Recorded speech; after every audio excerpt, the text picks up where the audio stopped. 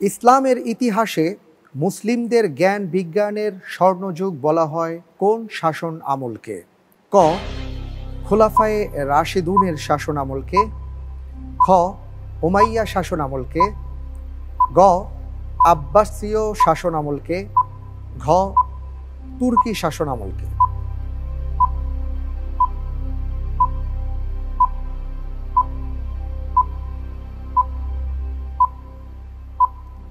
গ. আব্বাসীয় শাসন আমলকে।